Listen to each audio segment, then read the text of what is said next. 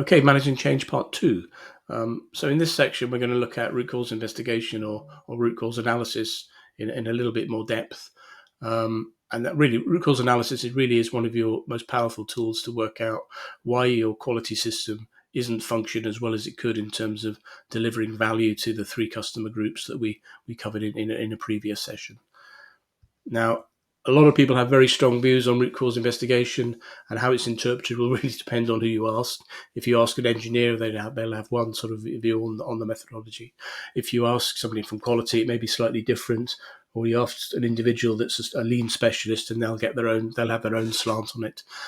So what I've done is I've actually taken, and the output for this session really is based on a workshop that was held in 2014, and that workshop was tasked to really distill best practice in terms of root cause investigation, and it included representatives from quite a wide range of organisations. So there was NASA, there was MIT, a lot of the aerospace industry, and really it was the output of the session. It was quite useful in that it isn't sort of tainted with any single function or organisation's view of the methodology, and is quite a good distillation of what was considered best practice in terms of how you apply root cause investigation in the real world.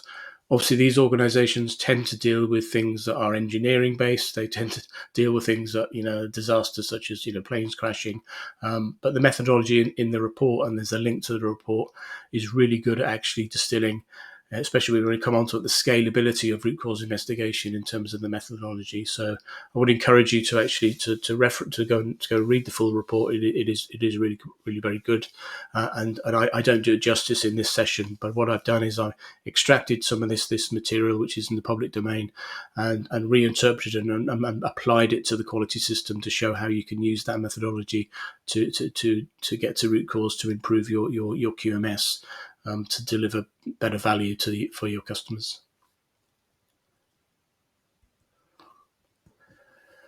So in terms of background, root cause analysis, it's defined as quite a broad range of tools. Really, its main purpose is to get to root cause, to uncover the causes of problems. So it's really as simple as that. It came to prominence as part of the Toyota's lean manufacturing sort of methodology in terms of at the turn of the century, in terms of how best to get to the root cause of issues. And one of the important things is it assumes there's that direct relationship between cause and effect. So basically, we can predict the world, and there's a direct relationship between us doing something and something happening. Now, that relationship may be between cause and effect may be simple. So an example of a simple cause and effect would be a light switch. If you press it, the light goes on, and turn it the other way, it goes off. So we understand that. Now, the relationship between cause and effect may be a bit more complicated. So an example of that would be a brake on a car. So basically, you press the brake and the car slows down. And it always does that. So when you press the brake, it doesn't. It's not a case of the windows open or the radio goes on intermittently. It always slows down. So there's a direct relationship between cause and effect. But it's a bit more complicated to understand how that actually happens. But you can actually work that out, obviously by breaking the car down and understanding that relationship. So in these two cases, the simple and the complicated, there's a very strong link between the cause and effect. So another example of a very strong, simple link between cause and effect would be a car key that's probably 20 years old now, where you actually physically put in a lock and you turn it and the car opens. Another example would be, which is a bit more complicated, would be how the actual car itself works. So obviously there's a lot of mechanics in the car, and they're extremely complicated machines, but you can actually understand how the car actually operates. If you have enough expertise or understanding, you can get to a full understanding of the relationship between cause and effect. So if the car doesn't work, you can get enough information to understand, using root cause analysis, why it doesn't work. Now, complicated isn't the same as complex. So we'll come on to the complexity module later in this series. And complex is basically where the system is changing continually. And the relationship between cause and effect doesn't always hold. So an example of a complex situation was how traffic behaves on the motorway. So, it slows, it moves, it's intermittent. It's not always to predict, exactly what's going on. Now, for complex scenarios where the relationship between cause and effect doesn't always hold, really the root cause investigation is really quite weak in terms of helping you, because the system is constantly moving. So an example of a complex situation would be in an assembly process where it was performed differently each time with a different operator. One cause may have different and very often non-consistent effects depending on the operator. So if your system is continually changing, then root cause investigation isn't very useful. You may get down to the root cause for a very particular scenario, but if that scenario doesn't revisit itself and is constantly moving and changing, then that really doesn't help you very much. And we'll come on to the complexity module later, and we'll explore some of that and what it means in terms of quality management.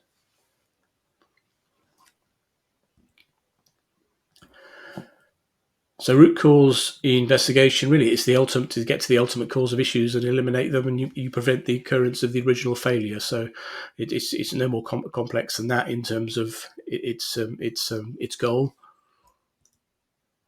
And in terms of a process flow, we'll step through these stages. And what I've done on this diagram is to sort of step you through the sort of general sort of sections of a root cause investigation. In this example, and as we'll come on to it, the issue really tends to be fairly big, so it's not a fairly trivial issue. You tend to need a team of people, so it's quite a meaty problem that the organisation wants to address. So in general, you generally need a team of individuals. You always need to define what the problem is in terms of the problem you're trying to fix. There's generally some data collection at some point, and we'll come on to that. Then there's generally some analysis of that data, and you may have to go back and either generate more data or even go back and change the problem definition. So there's a bit of an iterative step in terms of how you handle data. But hopefully at the end of the root cause analysis, you understand what the root cause is, and then you can apply a corrective action plan to prevent the issue from happening again. So at a very high level, it's very quite simple in terms of going from problem definition, ideally, to a corrective action plan to prevent your problem from reoccurring.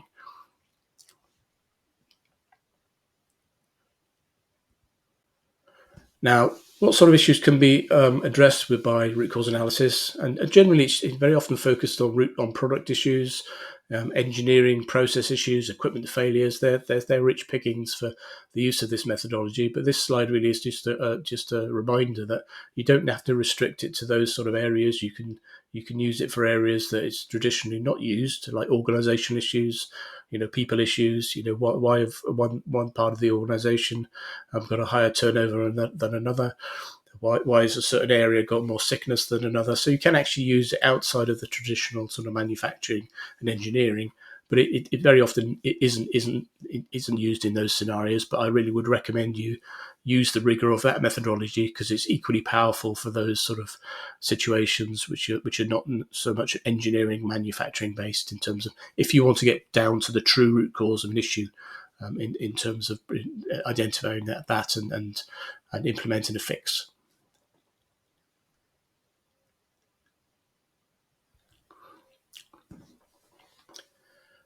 So obviously you need a team if it's quite a meaty problem, and obviously you need to identify somebody to lead the team. Now, very often when you try and identify the team leader, it's very easy to or very tempting to give the team lead to somebody that's an expert in the process. Very often, if it's a manufacturing issue, very often that will be an engineer, or if it's a product issue, it will be somebody that's helped design the product. But very often this can work against you, because one of the dangers is that very often, because all of us have got our own biases, very often that individual can actually bias the whole investigation with their own sort of preconceived, either subconsciously or not, in terms of what they feel the cause of the issue is. And very often there's a danger they can sort of direct the whole of the team into their preferred solution. So very often it's very useful if you actually pick an individual that knows nothing about the process, that's not an expert in the process, that's neutral.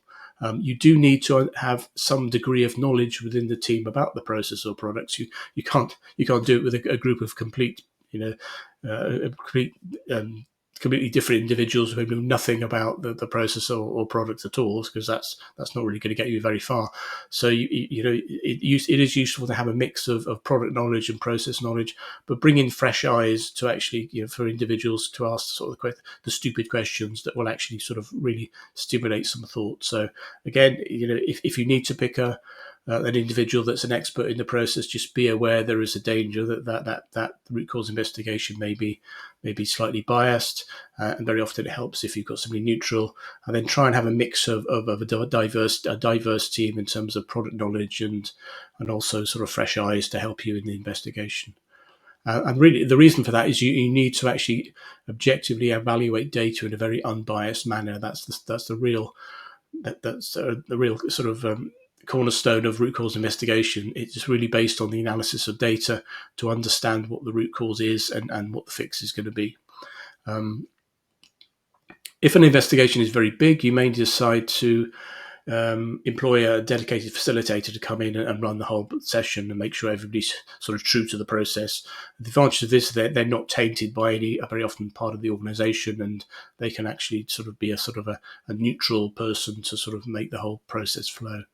The last point really is that the whole point of root cause investigation, and very easy to forget this during the process, is to get to root cause and fix the issue and prevent it happening again. And you hopefully you land in a better place and it's a better world. It isn't a methodology that's designed to apportion blame of why it was bad in the first place. Why did it get so bad?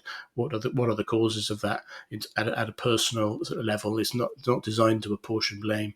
So this is just a watch out that if you start treading in going into this territory doing the investigation, just be aware of it. You need to pull that team back. So, and it is something you need to stress to the team at the very beginning. The whole methodology is based on, it's not a sort of blame, a blame exercise to try and work out, what was the cause at an individual level of why an issue is as it is.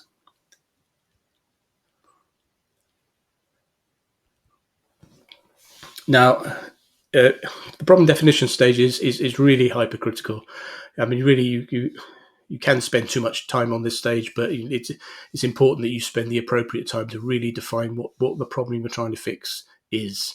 And the more time you spend on that, and the more tightly defined it will be in terms of your problem definition, the better chance you are of actually getting to root cause and going in a direction that is correct. If you get it wrong, you may waste a lot of time, and you may have to go back and redefine your problem definition because you haven't fully understood it, and that's okay, because you will actually learn things and may have to go back and decide that actually the problem you are trying to address isn't the actual problem that you need to fix. But there's a big danger if you get this wrong, you will go in the wrong direction very quickly, and you'll waste your effort and resources, and you obviously waste a lot of energy within the investigation because you're trying to fix the wrong thing. So really, the problem is deciding what the problem is, and as Einstein said, basically, the more time you spend trying to sort of identify what the problem is, you've got more chance of actually coming up with an appropriate solution.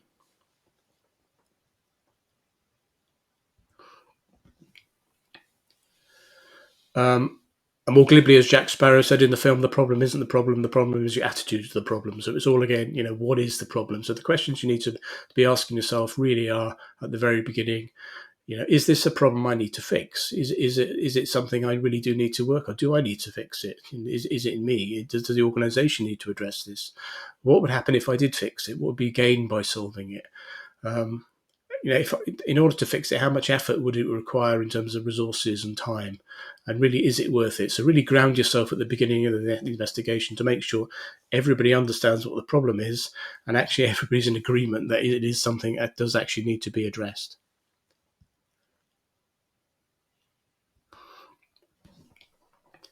Now, there's some tips and traps in terms of problem definition. Very often it helps if you rephrase the problem. So the classic example is where a Toyota executive asked his employees to brainstorm ways to increase their productivity. And obviously he got blank stares where they looked at him thinking, oh, what do you mean by that? But when he rephrased the request in terms of, well, what are the ways you think you can make your jobs easier? then that is the same issue, but it's approached from a different direction, and you got a different response in terms of, oh, I understand what you mean now in terms of that. There are lots of ways I can see how I can make my job easier, and it's a different interpretation, really, essentially the same problem. In terms of problem definition, it really helps if you challenge your assumptions.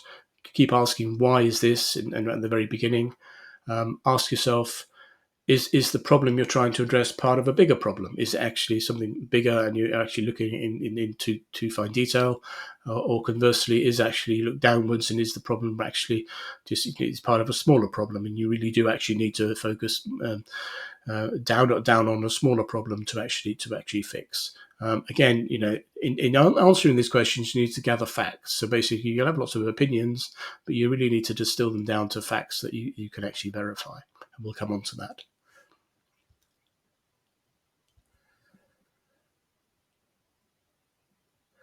Now, we'll come on to the root cause investigation tools in a minute. This is a watch out. No tool is magic. It won't tell you the root cause in the absence of any data. It'll just give you a number of what are the possible ways, what are the possible root causes that are the cause of your issue, but you will need to gather data to see whether that data is consistent with that hypothesis and whether it supports it or whether it actually goes against that. It will just give you a consistent methodology to arrive at possible causes that you can test. So none of these tools are rocket science, but they basically give a degree of rigor in terms of how you get down to a root cause, which you can back up with information and data. And again, you need a data collection plan and resources to go off and collect data and verify data. And there is different types of data. There's obviously the there's qualitative interviews if you're investigating an issue in terms of what you need to certainly do is to separate out opinion from fact or observation from opinion. So in this example, I saw Bob weigh the ingredients. That's somebody verifies that they saw the individual weigh the ingredients versus I don't think Bob weighed the ingredients. So that's a bit more wishy-washy.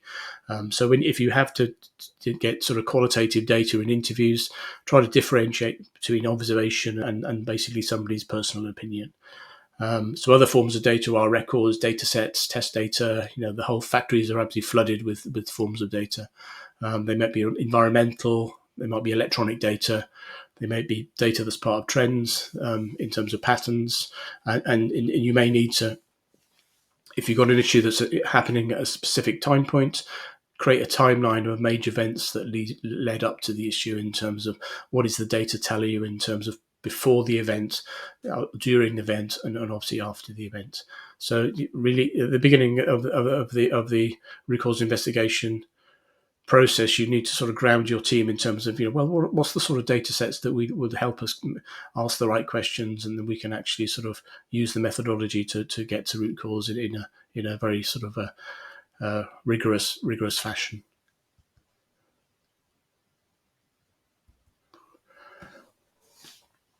So I think we covered this in a previous session in terms of different ways of presenting data in terms of, control charts, and we won't go these into detail. So basically, there are a range of tools that you can use, and basically you've got to think quite widely in terms of what's the best way of collecting data, and also what's the best way of actually trying to present it graphically as you have these conversations of asking yourself and the team, what is the data telling you.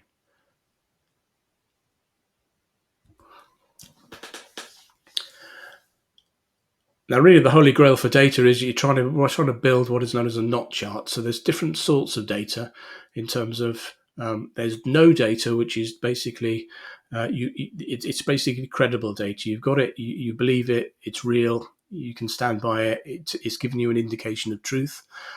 There's a type of data which is the need to know data, where you haven't quite got what you want and more data is required. And it's not yet fully available. So it's nearly no, but it's not quite there. You sort of need to know data. Opinion is a form of data, and it may be credible, it may not be credible, but it probably needs some action to actually to verify and close. And there's data that we think we know it may be credible, but we need to again have an action to verify and close it out. So really, only data in the no section in this sort of what is known as a not chart is data that you should be used to inform the conclusions during the investigation. So all the other types of data may help you, but that really you've got to base your investigation on known, proven facts, which you all agree with within the team. So an example of a not table, and it's very much a living document, because as new data types add to the table, you basically expand the table, and then you close off lines where you feel that there is action. You actually know that data type. So in this example, air pressure in spec is something you know. You can go away and measure that. So it's an action. There's no action. That's a known fact. The floor was wet. You need to know. You need to find more information to know whether the floor was wet. Again, another type of no data is the pH was in spec. You can actually look at the records. The material was thawed. You think you know whether it was thawed, but you need to check. A specific lot was used. Then there's something you don't actually know yet, and you need to go and check it. And there are things that are basically opinion, like the filling line appeared to be slower than normal. So that's an opinion, and you really need to verify whether that is actually true by looking at the records for the line rate for the line. Was it really running slower than normal, or is that just a misconception in terms of our belief?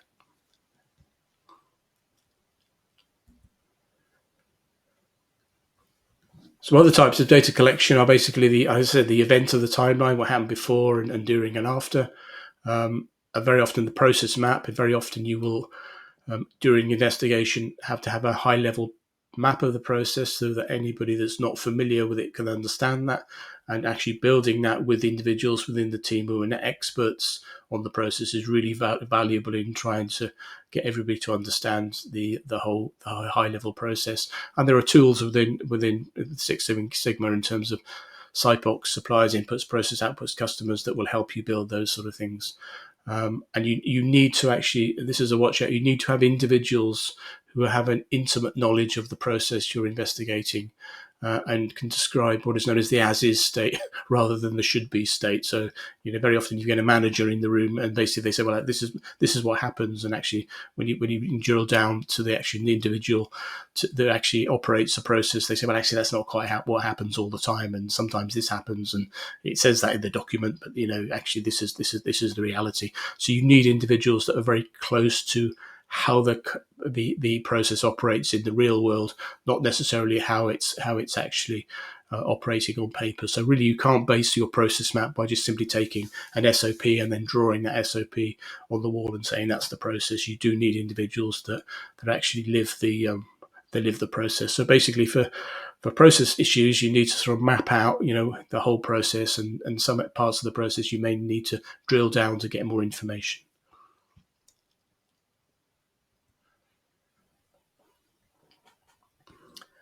And the holy grail of root cause analysis is to get to the root cause. And the definition of root cause, there's no preceding or related events or causes. Basically, you drill down, and you can have more than root cause. You can have multiple root causes, but the direct causes are not necessarily root causes. You're kind of trying. You're not looking at for the symptoms of an issue. You're trying to look at what are the underlying problems and causes that underlying causes that actually generated the problem and then manifested themselves in the symptoms. We'll come on to the tools in a minute, and during them you need to sort of use, it does help if you use a range of tools, and we'll come on to those. And there's a set of tools which are very logical, they're very engineering based, fault tree analysis and Fishbone we'll talk about, and cause and effect and mapping, and they're part of the sort of a logical part of your brain. But there are also tools that are more creative in terms of mind mapping and brainstorming. So the watch out here really is to make sure that you try and use a mixture of tools that sort of use different parts of your the way people think in terms of their preferences. And really, if you have a good diverse team, you need to exploit that in terms of looking at the problem not just from a very logical way, but also from a very creative way in terms of what could be the root cause.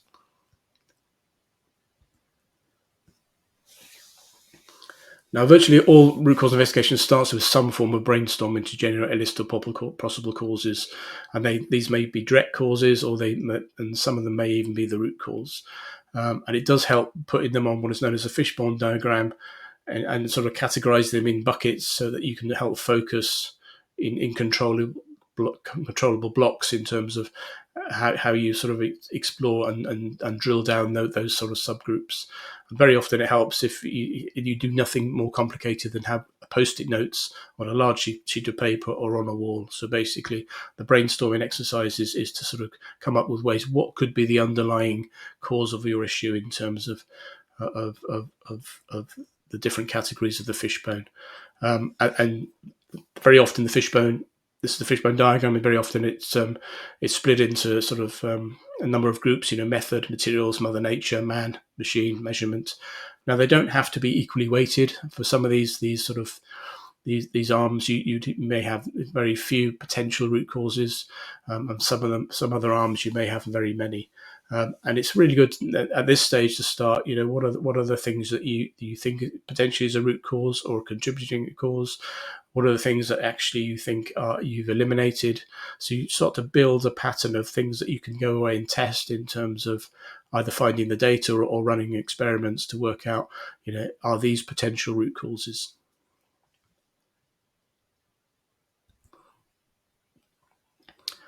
So all root cause investigation sessions start at some point with some form of brainstorming. So this is sort of general guidance. There's a lot of good stuff out there on the internet. Basically brainstorming. There's no such thing as a bad idea. You need to get all the ideas down. If you can build on the ideas of others, try and stay focused on the topic. Obviously, if an idea is so wacky and wild and impossible, then just eliminate it if you can at that stage, because you don't want to be you don't want an infinite list. So you just stay focused on the issue in hand. Obviously, these sessions can be quite dynamic and volatile, especially when people have individual preferences of what they think is the cause, and they can get quite excited. So this is the role of the facilitator and the leader to sort of try and make sure everybody has a voice, but there's essentially one conversation at any single time. Really, your role as a team leader or facilitator is to be visual in terms of getting all of this information across. Again, the more potential avenues that you can explore, the better, and make sure everybody's had an opportunity to contribute. And you might have to proactively make that happen in terms of making sure everybody gives a yes or no of whether they feel that they've come up with all of the potential ideas that they can.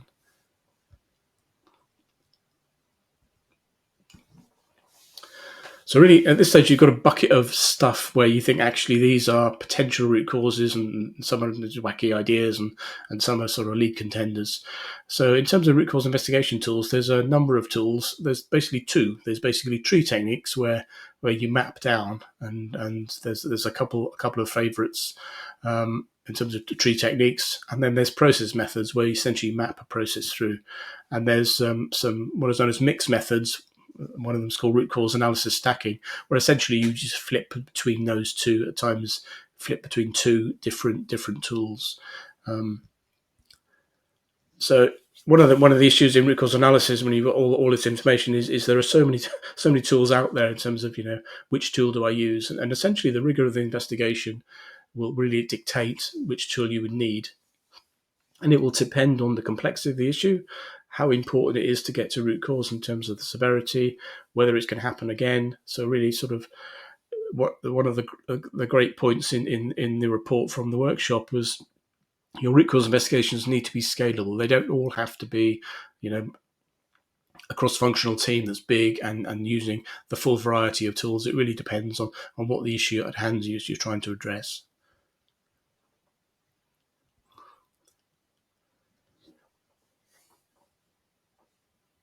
So on this chart, there's a range of tools, and basically on the left-hand side, you've got a scale. So at the bottom of the chart, really, you've got issues that are basically very simple, low severity, unlikely to happen again. So they're very simple issues. and at the top of the chart, you've got things which are really quite complicated or complex investigations, and the severity of them is high, such that you really do need to spend a lot of resources and effort and rigor getting to the true root cause. And the issue is happening frequently, that you really do need to do that, with a fair degree of speed and rigor to get to the right solution. So at the bottom, for simple issues, we'll come on to the tools. Very often, simple tools like the 5 whys will come on to, can be used. And the other end of the spectrum, you may use a whole raft of different tools we'll sort of touch on. And obviously the investigation may be longer. And obviously it's not 1 or 2 hours to do an investigation. It may be a number of weeks or even months to actually get to the root cause investigation. So at the top end here are things like plane crashes, etc., and big issues where especially the participants in the workshop, in NASA and aerospace industry, they're in terms of in root cause investigation.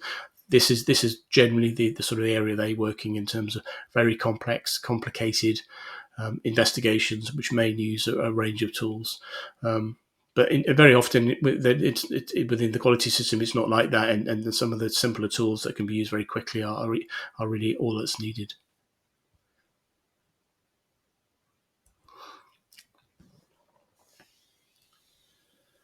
So this is a flowchart to really sort of help you which tool is needed. It really depends on whether it's a simple or complicated, whether you've contained the problem or not, whether it's time-based, whether it's had dependent causes, etc. So basically, if it's simple, you ask yourself a question: is it time-based? And maybe a time-based method is appropriate.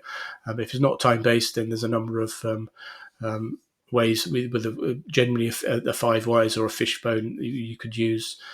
If it's a more complicated issue, then there's the range of tools in the report from the workshop, which are more advanced and more applicable to more complicated scenarios.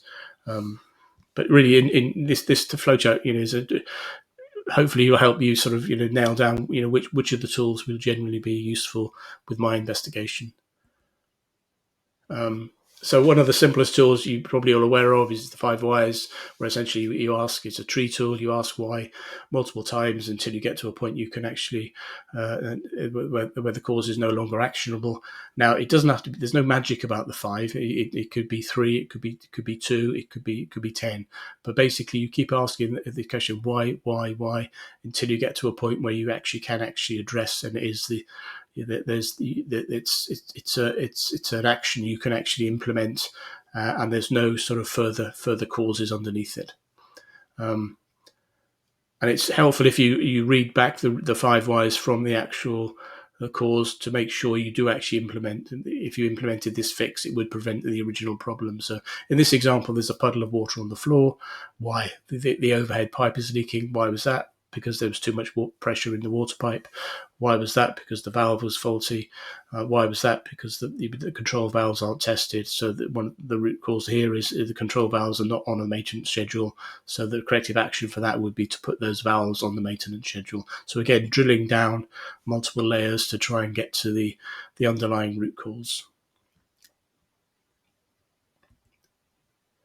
Now, it's important with these that to actually, you don't have to get to one single root cause. There could be multiple branches of this. And very often in the real world, there are multiple causes that all have to happen at the same time. You obviously need to use it sensibly.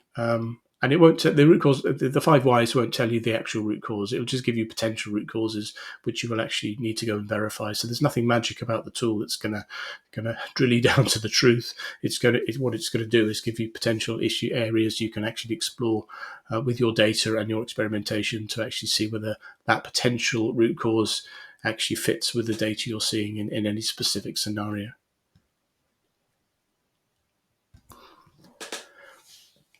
Now, 5 whys has become extremely popular, and this really is just a watch out in terms of has a number of weaknesses. Its benefit is very simple. It's very easy to understand.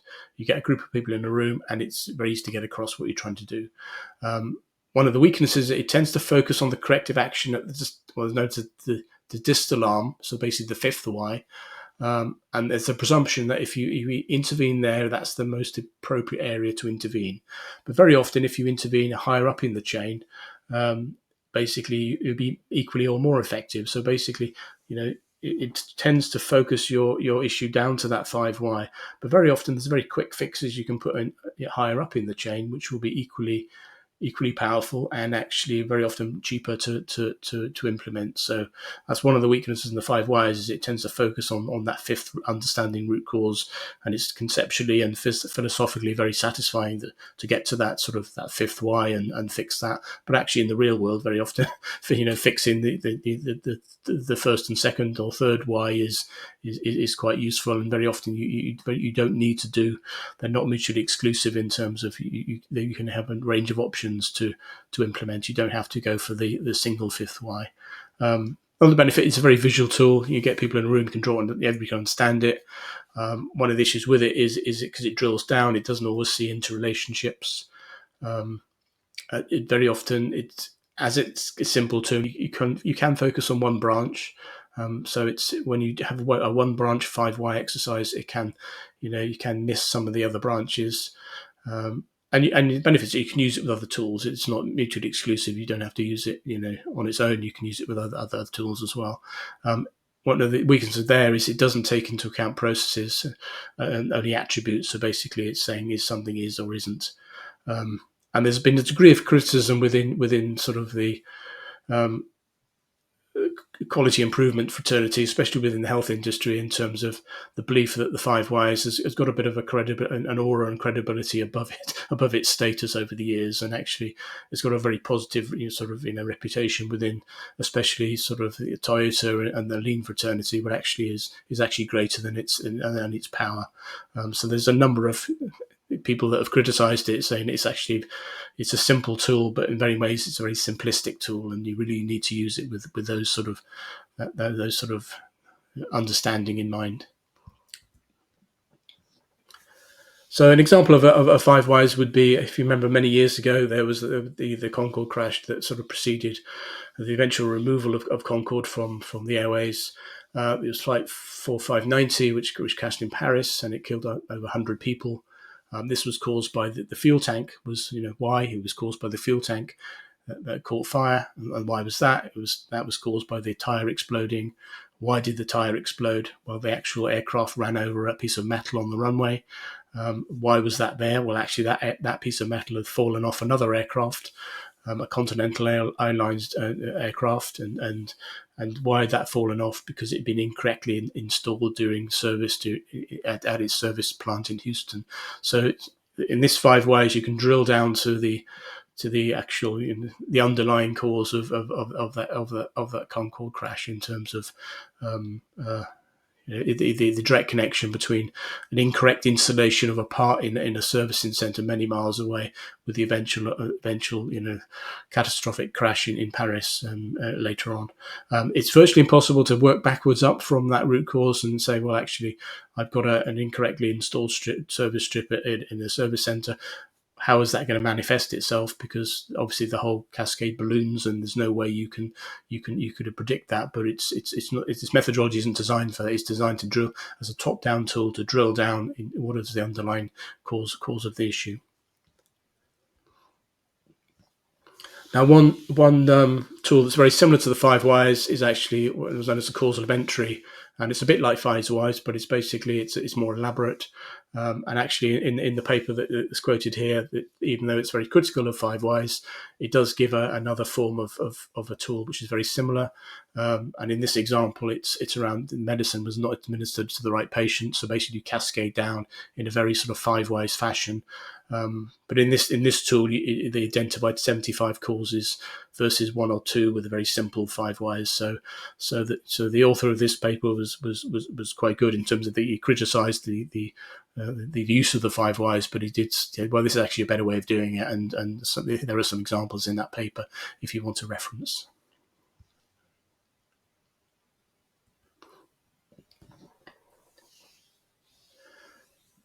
There are other cause mapping tools which are out there, which I won't go into detail. They're actually in the report, in terms of very often sort of Fault tree is where you drill down from an issue and then drill down to the potential reasons why that issue was. So there's very often there's conditions that have to happen, and basically there's a direct connection between a specific event and a specific scenario and combination of conditions that, if they happen, they cause a condition above, which eventually leads to your problem.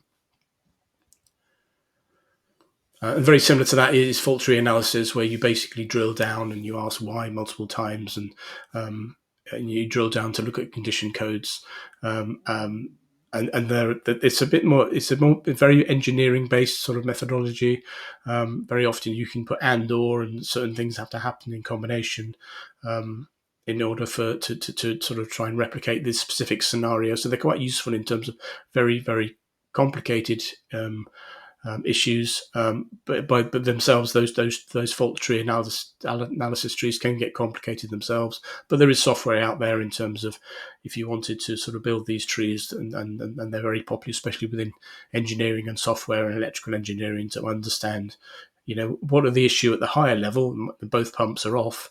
What are the underlying causes in multiple ways that would have to, in different scenarios that have to sort of overlap at the same time to cause, or happen in sequence to cause the original issue. And then the other set is basically process methods, where basically you have a process map and you hang your potential causes off them. There's no more complicated than that. So there's a couple of examples here. So basically, it's sort of a hybrid of a process map and a sort of a fishbone diagram, where basically you hang the different sort of potential causes off the process map. And the third area, which is actually it's not a different area, it's just alternating between the two, is actually, I think, quite powerful. Actually, it's called root cause analysis stacking. So in this example, you basically alternate between two tools. So in the top example, you have a fishbone, and you actually, in this example, what are the way of misdrilling holes, and you can come up with different sort of areas and around training, the wrong material, etc. But then you take one of those outputs, be it inadequate training, and then you use that as the head of the fish or the start of a 5 whys, and then drill down the 5 whys in terms of that. And then each of these you can go back and create another fishbone. So you can alternate between those two tools. And I find actually if you use these two simple tools, the 5 whys and the fishbone, but you actually alternate between the two of them. So any output of the fishbone you actually explore in a 5 whys, that's actually quite useful in terms of drilling down. So don't feel you need to be restricted. I'm going to use a fishbone or a 5 why, and that's it. You can actually alternate between the two. They are complementary.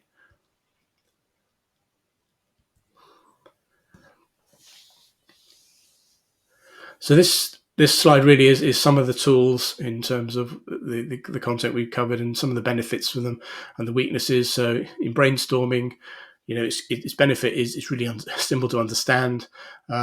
But basically, it doesn't sort of classify things or prioritize.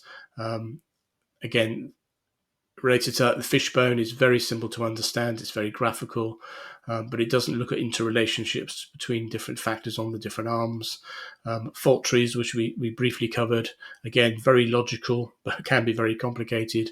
And the same goes for the other other mapping tools in terms of cause mapping and advanced cause and effect mapping. So basically, these tools can get quite intricate.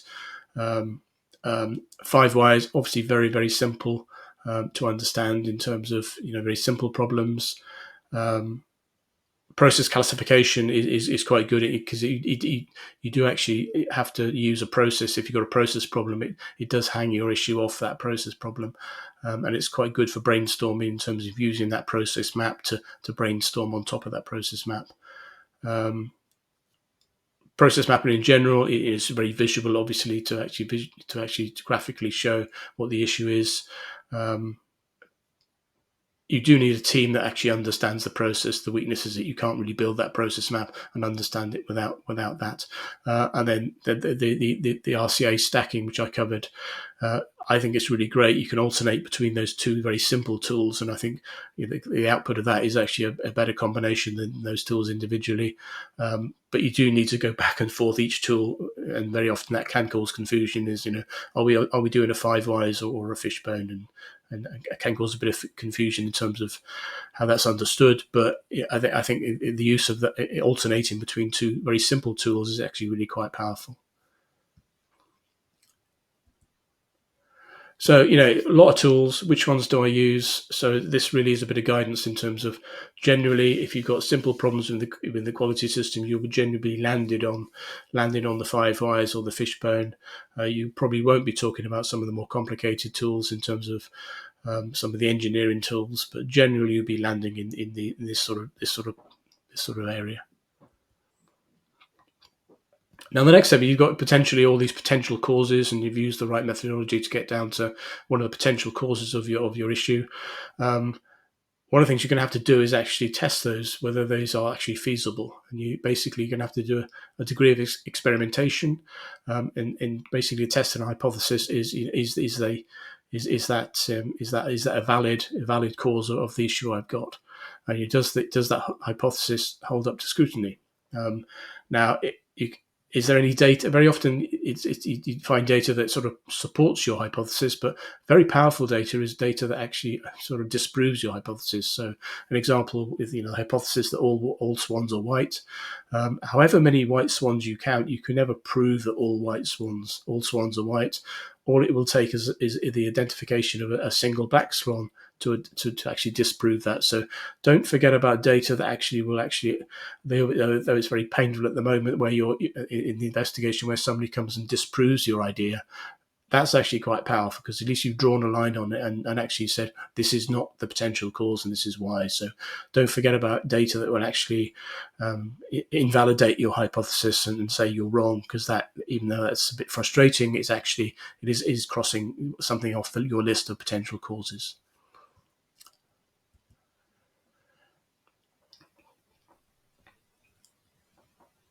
Some of the pitfalls doing root cause analysis is that you ask yourself, are there multiple causes or that are contributing that all have to happen simultaneously for it to happen? And in the real world, very often it's the multiple things that sort of happen at the same time, and these multiple events line up that cause very often the catastrophic incidents. And this is termed the Swiss cheese effect. So basically, all the holes line up, and basically you get a failure. And they may be due to errors that are active errors like mistakes and slips, or they may be latent errors in the system. So essentially, all of these errors or all of these potential causes overlap at the same time. And very often root cause analysis struggles to deal with that in terms of, there's not one root cause, there's actually multiple things that have to happen at the same time. So if you go back to the Concorde issue in terms of the crash in year 2000, you can use the 5 whys and drill down to the root cause was actually the strip was incorrectly installed in the service center. But the output of the investigation did actually find there was a number of things that weren't maybe the root cause, but they contribute to the issue. So the plane in question was actually, it had an uneven fuel load, so it wasn't completely balanced as it was normally would. The actual aircraft was actually overloaded, and the landing gear was actually being serviced incorrectly, and a space had been missing, and this caused the plane to veer off when it took off. And actually went down and related to this, it went down the runway far further than it normally would, where it actually ran over the wear strip. So even though the 5 whys would actually drill down to a sort of a single cause that you can address, actually in the real world there were lots of things. In this example, there were lots of things that were contributing to it. So again, these contributing factors all sort of overlaid and caused that it wasn't a simple case of there was the strip on the runway. There are other factors around the aircraft in terms of how it was loaded, how it steered itself, that allowed it to actually get to a part of the runway where there was debris from another aircraft. So in this, the learnings for this is very often is not as even 5 whys is a very simple tool. The world you live in is not simple. So basically, use it with a degree of caution.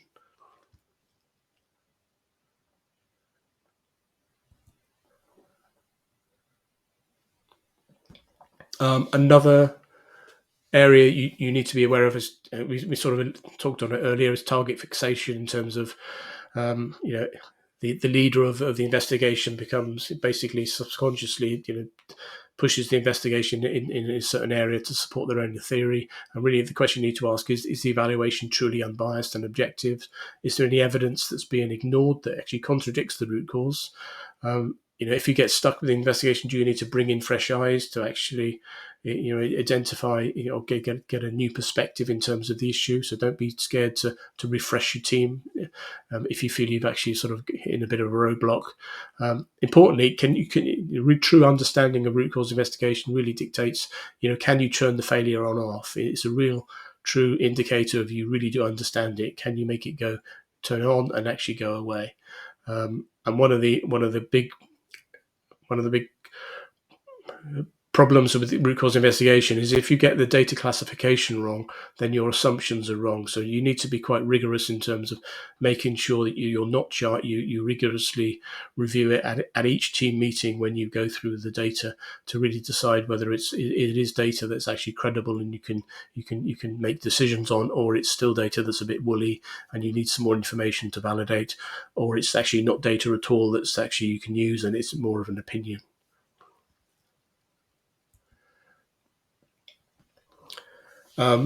So really, that's really basically a synopsis of the output of the conference and workshop in 2014. But hopefully, I've given you a high level understanding of there are tools out there that you can use. Very often within the quality system, you will just use one or two tools to try and drill down why a certain part of the QMS is functioning the way it is in order to actually improve it. There are lots of options out there for root cause analysis to make it more visual. I prefer there's nothing more complicated than putting sticky notes on a wall, but you can put them in Excel, and there's obviously software out there that can do all the mapping. So again, in terms of the root cause investigation methodology, it's not magic. It's not going to tell you the answer, but it is going to give you a fair degree of rigor in terms of how you get to root cause in an unbiased way. So. And obviously, one of the things that was covered in the workshop and hopefully this presentation is, investigations do need to be scalable. You don't need to use all of the tools for every investigation. And in terms of documentation, you don't necessarily need to have a full root cause investigation report for every single issue. You can document in the parts of the quality system in a far lighter way, as long as you demonstrate that you're using a degree of rigor in terms of the methodology to get down to true root cause. So this really sort of leads on to the next stage, which is you've got the root cause of your issue and you know why it's causing the problem, and really sort of leading on to what are the ways you can sort of prevent it happening again with effective CAPA. So in the following modules, we'll talk about CAPA in terms of how you prevent the issue going away in terms of preventing the original issue from ever happening again. So I'll join you in the next session.